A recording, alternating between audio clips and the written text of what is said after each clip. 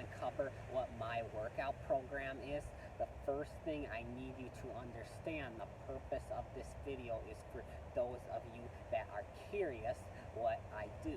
If you are just going to copy what I do, the thing you need to understand is just because you do the same workout as me doesn't mean you'll get the same results as me.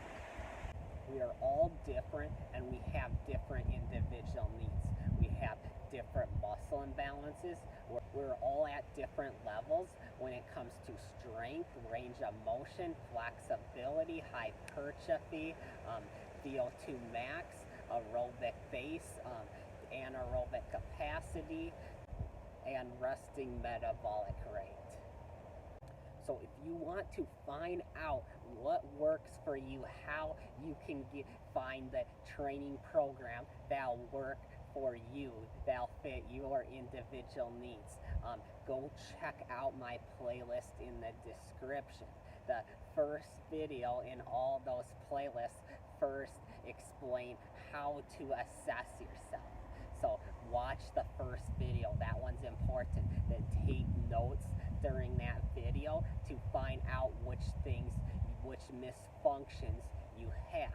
Then once when you have that list, you know below that which videos you need to watch. So let's say you just have 2 of the misfunctions I explained, then you only need to watch those 2 videos and then take the exercises from those videos and then put those into your training program.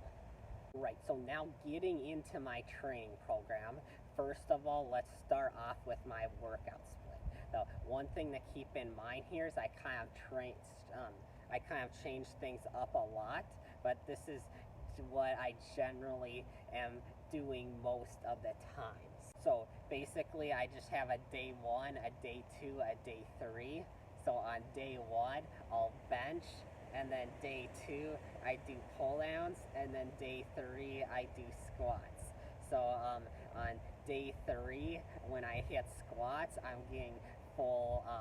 getting great range of motion when it comes to hip extension, knee extension, and plantar flexion. So I'm hitting all 3 of those joint actions of the leg. One, if you watch a lot of my videos, you understand one thing I focus on a lot is joint actions more so than the muscles. Because you can't isolate a muscle, but you can isolate a joint action. So this is very crucial here when it comes to fixing muscle imbalances. Alright, so the next thing I do is I do reverse flies with the cables and do an isometric hold like this, and I do this every day. A lot of you might be thinking you aren't supposed to train a muscle every day. If you watched a lot of my videos, you know that one thing I talk about is how training, if you have a specific muscle imbalance, specific muscle that's inhibited, training it every day will help fix that muscle imbalance faster, because what you need to do is you need to strengthen that underactive muscle. But if that underactive muscle here is getting very little stimulus because it's inhibited, well, if you train it more often, the next thing you can do is train it more often, get stimulated more frequently, since you can't get as good of a quality stimulus when you're training it. So with me, I've made great progress in my posture, but I still have a little bit of an upper cross syndrome. Those shoulder blades are still a little bit too much protracted throughout the day. So hitting those reverse flies every day helps me a lot when it comes to getting those shoulders back, shoulder blades retracted. Alright, so I take a cable, I move that shoulder blade down as far as I can and hold it like this. I don't move the shoulder joint out, I just try to keep that shoulder joint as far as I can like this. I try to keep that shoulder blade, the shoulder blade down as low as I can for that 60 seconds. So I get 60 seconds to concentrate as hard as I can, keeping that shoulder blade down as low as I can. So this one here helps me get more scapular depression. It helps me out with my posture. My shoulder blades elevate a lot. Now the next thing I do is I do isometric hold crunch every day. So what this one looks like here, and yes, I do this one every day because a lot of times when I train, do like my lat pull downs and bench press, sometimes my form is off a little bit and that lower back starts to arch. So this helps me fix that muscle imbalance between the erector spinae and rectus abdominis. So I need to strengthen my rectus abdominis here. So what I do here, so I lay down here like this, I come up as far as I can, and then hold it like this, and then and try not to let those shoulder blades or this thoracic part here touch the ground. I try to keep this off as far as I can for 60 seconds. So I just really concentrate, get that off as far as I can. What's not allowed to do here is I can't flex the hips. So this means that that this L5 here has to be touching the ground. So I cannot come up like this. This would be cheating.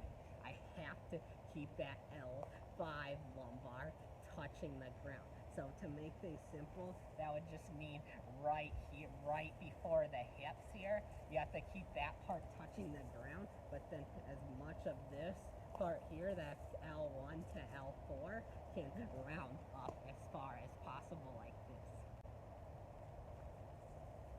So this right here helps me prevent developing tight hip flexors too while I train my abs. Alright, so now let's get into static stretches I do. So I do this upper trap stretch every day. So again here, this one helps me get more scapula depression. So this would be a good one for you if that's what you need to work on. If you have some other muscle imbalance, it might not be the best for you. So I keep that shoulder blade down and back, and then move that head to the side. So notice here how I'm very specific on how I do these exercises, because one thing I always say, it's not all about the exercise you do, but what really matters is how you do the exercise. And then here I move this shoulder blade down and back, and then move the head to that side. Now the next thing I do is I stretch my anterior deltoid. So how I do this one is the hand goes on that opposite hip there. I move the shoulder back like this, and then turn that elbow out like this. So right here, that shoulder joint's getting in kind of that hybrid of extension and horizontal abduction here. So that's going to be the best way here to get the anterior deltoid to need to lengthen the most.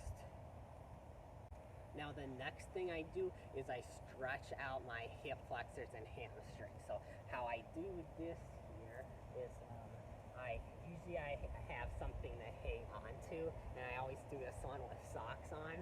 So what I do here is I try to get both those hips as far apart as possible like this, and then just try to move those hips down like this.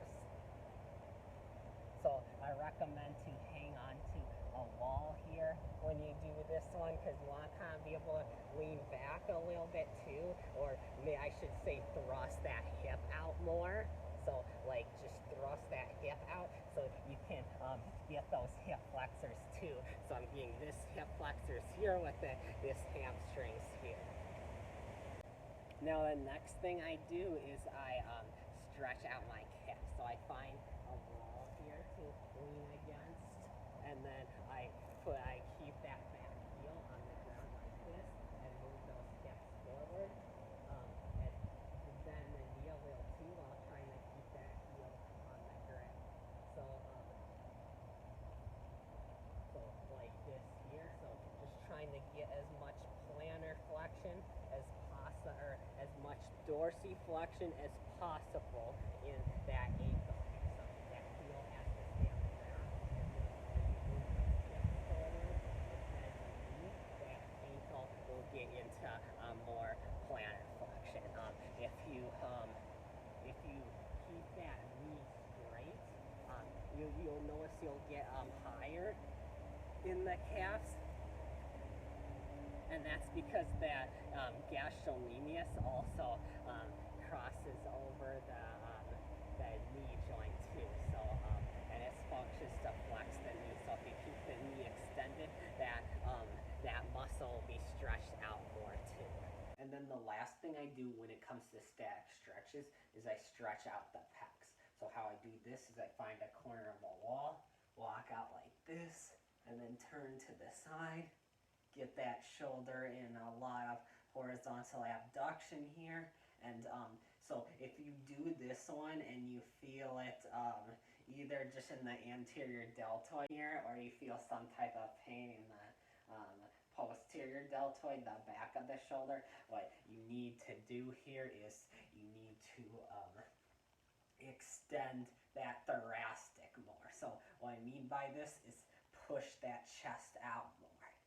So if you're just hunching over like this and you still hunch over, you'll feel this this stretch could be bad for your shoulder. So when I do this, the main thing I focus on is I walk out and then turn to the side like this, but I focus on getting that extension in the thoracic part of the back.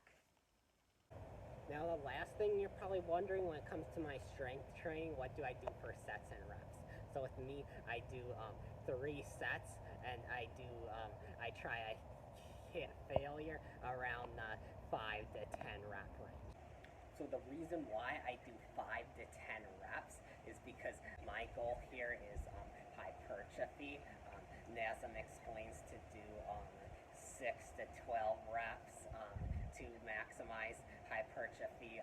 I'm sure their information's based off lots of different great studies, but with me, I like to kind of look at things more from a logic perspective. So like one thing NASM talks about a lot, by the way, I'm certified through NASM. One thing their textbook talks about a lot is that the 2 ways you get stronger is through neuromuscular efficiency, and then the other way you get stronger is by adding more muscle fibers.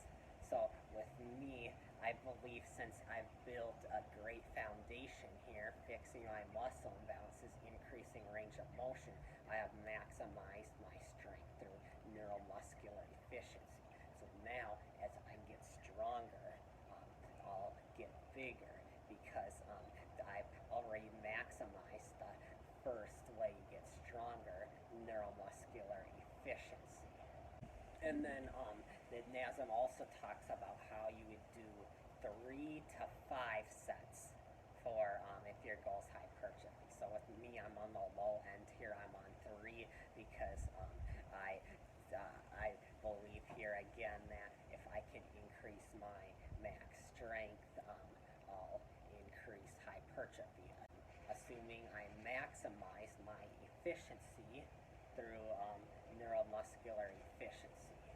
I know I'm kind of being off topic here, but for those of you that don't know what neuromuscular efficiency is, it's when, so for example here, if I'm doing a bicep curl, let's say I'm doing 25 pounds, and let's say I haven't maximized my strength through neuromuscular efficiency, then the triceps might be pulling 5 pounds of force the other way. So really, my biceps would need to pull 30 pounds of force to come up because the triceps are pulling 5 pounds of force the other way. The biceps flex the elbow and the triceps extend the elbow. So they perform opposite joint action, so your triceps would be your antagonist. So let's say they now are pulling 0 pounds of force into extension. Now I can curl 30 pounds. I didn't add any muscle fibers. I just got stronger through neuromuscular efficiency. Now, speaking of bicep curls and triceps, the reason why I don't isolate those muscles is, first of all, when I do my pull downs, I usually do a close grip, so I get the elbow moves through its full range of motion from elbow extension to elbow flexion. on the way down doing my pull downs. So, so for the most part, they get their work in there. And also, I have tight biceps and triceps. Now, this is a little more uncommon to see, but I'm thinking for me, I used to be a runner, so so the biceps were always in this isometric contraction during my whole runs, and I used to run for like an hour a day. So that's a lot of time there spent in that isometric contraction. And muscle imbalances are usually developed due to past lifestyle. And then my triceps, I believe why they're tight is because I always lay down and hold my phone like this. So the triceps, and I notice my triceps are like more tight than my biceps, probably because I spend like hours in that position. So just due to that lifestyle, they become tight. So I really want to pay attention to a lot on this because they cross over the elbow joint and the shoulder joint.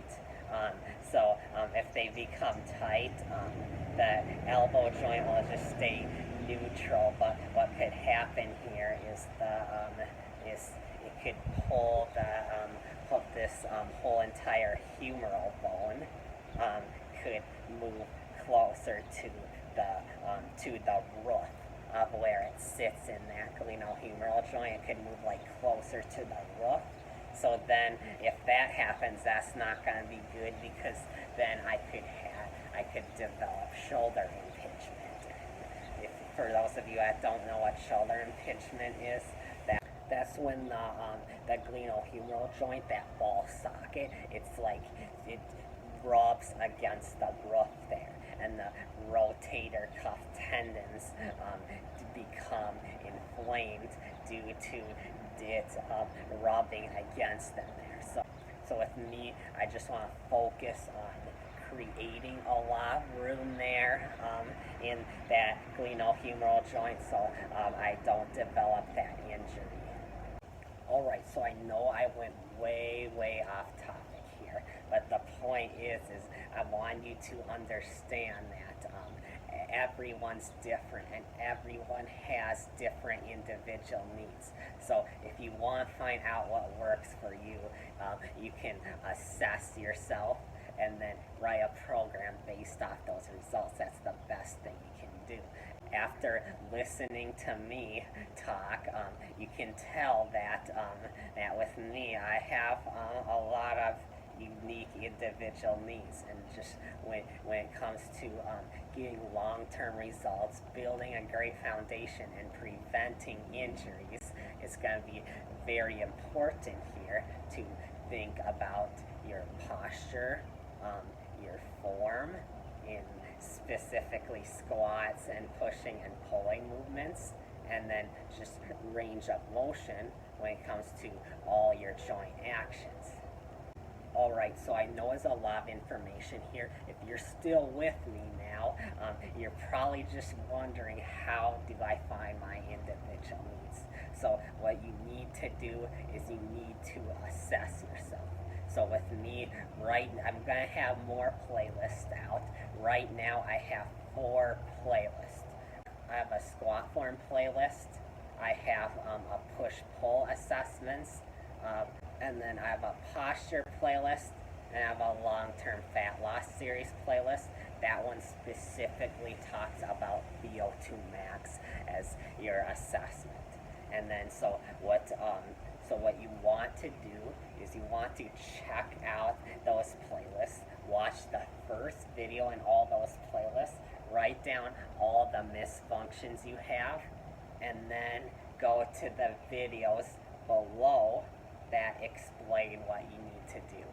So I'll link those playlists in the description, and then I'll link another video where I'm just screen recording my YouTube channel, and what I do is I explain how to use those playlists to assess yourself.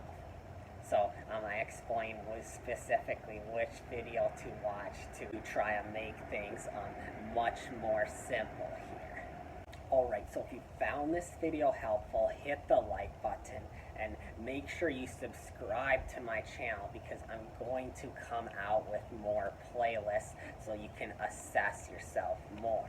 And this is very important because the more you assess yourself, the more information you have, the more tools you'll have to write out a more effective training program that'll fit your individual needs so you can do what works for you.